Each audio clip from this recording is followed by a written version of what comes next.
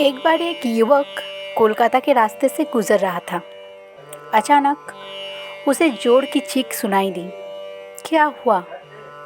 उसने देखा कि एक घोड़ा गाड़ी रास्ते पर से बड़ी तेजी से भागी जा रही है। घोड़ा जितनी तेजी से हो सके उतने बेग से भागा जा रहा था। किसी चीज़ से घबरा कर घोड़ा इतनी तेजी से भाग रहा था।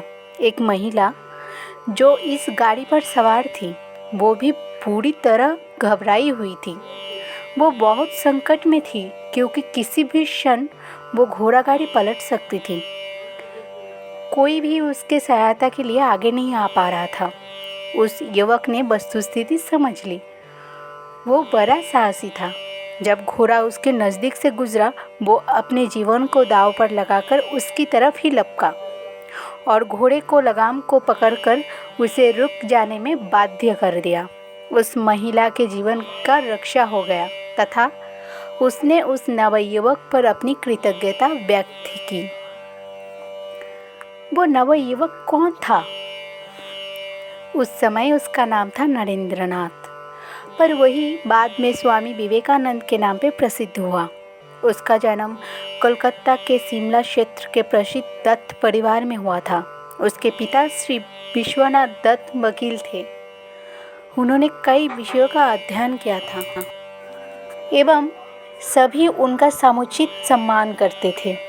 उनकी पत्नी श्रीमती भुवनेश्वरी देवी थी। वो दिखने एवं व्यवहार में एक रानी के समान गरिमामयी थी। सभी उन्हें स्नेह एवं आदर करते थे। 12 जनवरी 1863 को उन्होंने प्रथम पुत्र को जन्म दिया। उसका नाम रखा गया नरेंद्रनाथ। नरेन बड़ा नटखट बालक था और कभी कभी भुवनेश्वरी देवी उसे संभालने में भी असमर्थ हो जाती। परंतु उन्होंने ये देखा कि जब नरेन अत्यधिक चंचल हो जाता तो यदि उसके सिर पर ठंडा पानी डालते हुए उसके कान में शिव का नाम सुनाया जाए तो वो एकदम शांत हो जाया करता। इसलिए अनेकों बार उसे नियंत्रण में लाने के लिए वो इस युक्ति का इस्तेमाल किया करती थी। बालक नरेन ने अपनी माता से बहुत सी बातें सीखी थी और उनकी माता उसे महाभारत तथा रामायण से अनेकों कहानियाँ सुनाया करती थी। नरेन को राम विषयक कहानियाँ सुनना बहुत अच्छा लगता था। उसने राम सीता की मिट्टी की एक युगल मूर्ति खरीदी और फूलों से उसका पूजा करनी शुरू कर दी। एक बार वो किले के उद्यान में इस उम्मीद से बहुत समय तक बैठा रहा कि उसे हनुमान जी का दर्शन प्राप्त होगे, क्योंकि उसने कहीं सुन रखा था कि राम के इस वीर भक्त को ऐसे स्थान अत्यंत प्रिय है। उसे ध्यान में मग्न होने वाला खेल भी प्रिय था। वो अपने दो एक संगियों को अपने साथ किसी एकांत स्थान में ले जाता और वो लोग सीताराम या शिव की मूर्ति के सामने बैठ जाते। तब नरेन ध्यान करते बैठ जाता और भगवान का चिंतन करता। वो ईश्वर के ध्यान में मग्न हो जाता और उस समय अपने आसपास कुछ भी अनुभव नहीं कर पाता।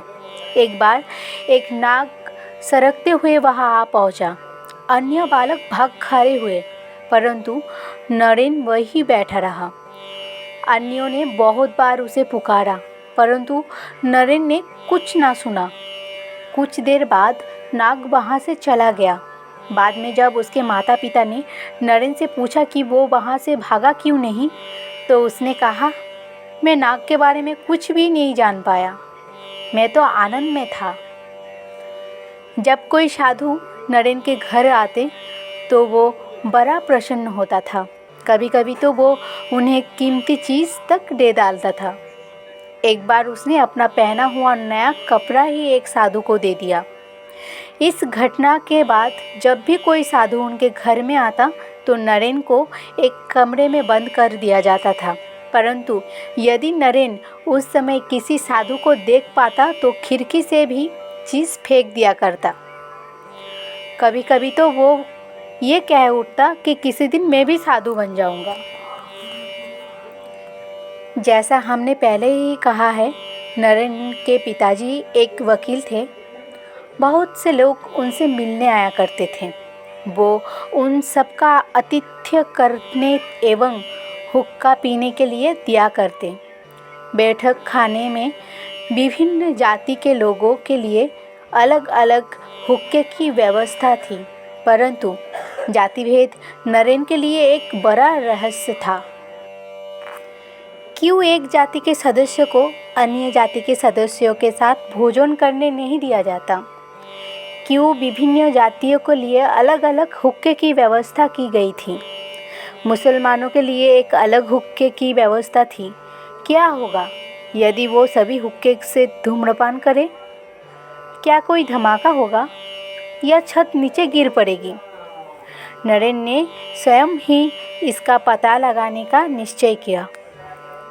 उसने एक हुक्के से एक कश लगाया, कुछ भी तो नहीं हुआ। इस प्रकार एक के बाद एक सभी हुक्के का कश लगाया, फिर भी कुछ नहीं हुआ। उसी वक्त उसके पिताजी ने उस कक्ष में प्रवेश किया और पूछा कि वो क्या कर रहा है। नरेन ने उत्तर दिया, पिताजी, मैं देख रहा था कि यदि मैंने इस तरह जाति तोड़ी तो आखिर क्या होगा। उसके पिताजी ने एक ठहाका लगाया और अपने अध्ययन कक्ष में चले गए।